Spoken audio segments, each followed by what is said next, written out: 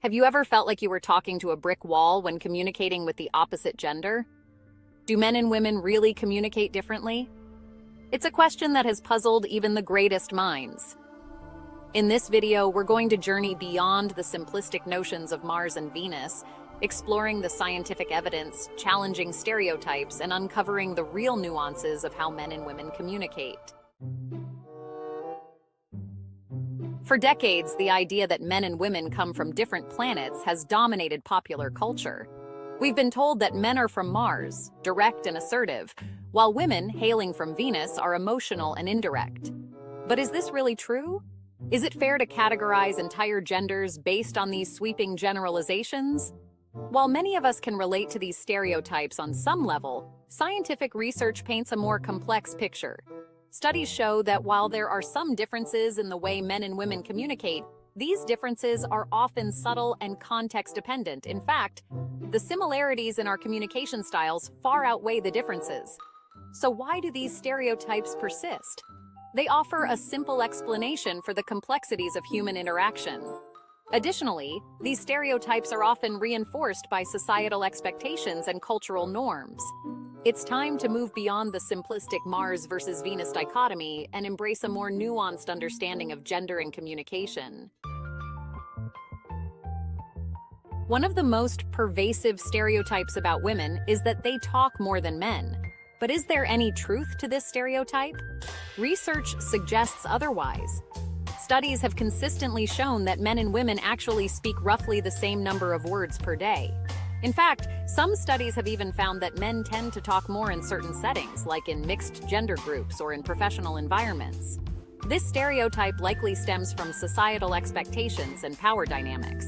It's time to retire this outdated stereotype and appreciate the unique ways in which both men and women contribute to conversations. When it comes to sharing our thoughts and feelings, men and women often approach it differently. Studies have shown that women are generally more likely to share their emotions and personal experiences, both positive and negative, than men. They are more likely to engage in what researchers call co-rumination, which is essentially the act of talking extensively about problems and negative emotions. Men, on the other hand, are often socialized to be more stoic and less emotionally expressive. They may be less likely to share their problems with others, preferring to deal with them on their own or through problem solving. Sharing our emotions and experiences can be incredibly cathartic and can help us build stronger relationships. The key is to find a balance and to communicate in a way that feels authentic and comfortable for you. Embrace your natural communication style, whether it involves sharing or processing internally. Have you ever been in a conversation with someone and felt like you couldn't get a word in edgewise? Interruptions are a common occurrence in conversations. But did you know that the dynamics of interruptions can be influenced by gender? Research has shown that men are more likely to interrupt women than they are to interrupt other men.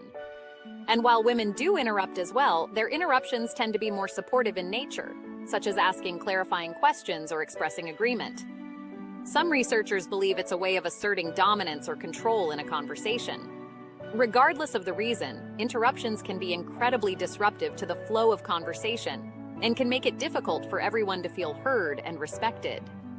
If you're someone who tends to interrupt frequently, try to be more mindful of this habit and make a conscious effort to let others finish their thoughts before jumping in. And if you find yourself on the receiving end of an interruption, don't be afraid to assert yourself. Remember, your voice deserves to be heard. We all know that communication is about more than just the words we say. Our body language, facial expressions, and tone of voice all play a crucial role in conveying our message and understanding others.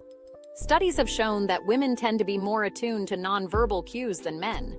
They are better at decoding facial expressions, interpreting body language, and picking up on subtle changes in tone of voice. This ability to read between the lines can be incredibly valuable in both personal and professional relationships. Being able to read nonverbal cues is an invaluable skill. It allows us to connect with others on a deeper level, build stronger relationships, and avoid misunderstandings.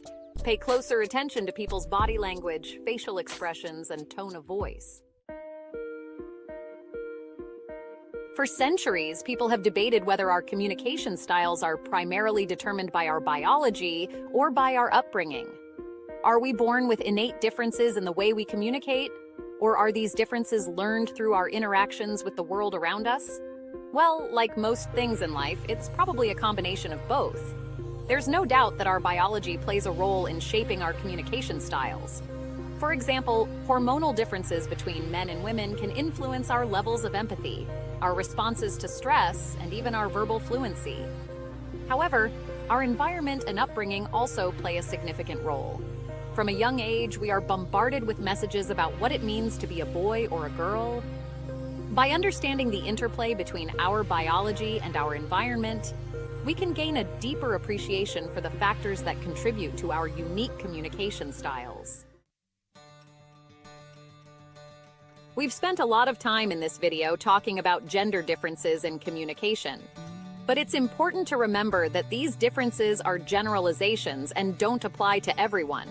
Each of us is a unique individual with our own personal experiences, beliefs, and communication styles. To truly connect with others, we need to move beyond stereotypes and embrace the richness and complexity of individual differences.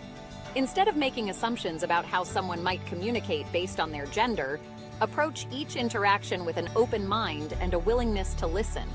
Remember, effective communication is not about conforming to stereotypes, but about building genuine connections with others.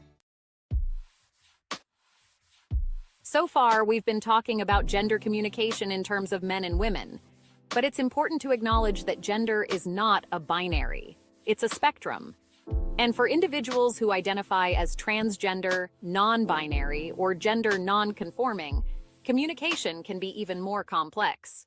Transgender individuals, for example, may communicate in ways that align with their gender identity rather than their assigned sex at birth. It's crucial that we approach communication with transgender and gender non-conforming individuals with sensitivity and respect. Remember, communication is about building bridges of understanding, and that includes respecting the diversity of gender identities and expressions. While it's important to acknowledge and understand the differences in how men and women communicate, it's equally important to remember that at our core, we are all human beings with the same basic needs and desires. We all crave connection, understanding, and belonging. And communication is the key to unlocking these fundamental human experiences. When we focus too much on the differences between men and women, we risk creating divisions and misunderstandings. Instead of getting caught up in the battle of the sexes, let's shift our focus to finding common ground. Effective communication is about building bridges of understanding and empathy. In her insightful article, Beyond Mars and Venus, Toward a Nuanced View of Gender and Communication, communication scholar Kathleen Murphy challenges us to move beyond simplistic stereotypes and embrace a more nuanced understanding of gender and communication. Murphy argues that while there may be some average differences in the way men and women communicate, these differences are often small and context-dependent. She emphasizes that individual communication styles are shaped by a complex interplay of factors, including personality, culture, and social roles. When we move beyond simplistic dichotomies and embrace the complexity of human communication, we open ourselves up to a world of possibilities for connection, understanding, and growth. So, what have we learned today? I hope this video has challenged your assumptions about gender communication and inspired you to think more critically about the ways in which we interact with each other. Remember, communication is a journey, not a destination. It's an ongoing process of learning, growing, and connecting with others. Have you experienced these communication differences in your own life? What are your strategies for bridging the gap and fostering understanding? Share your stories and insights in the comments below. Thank you for watching.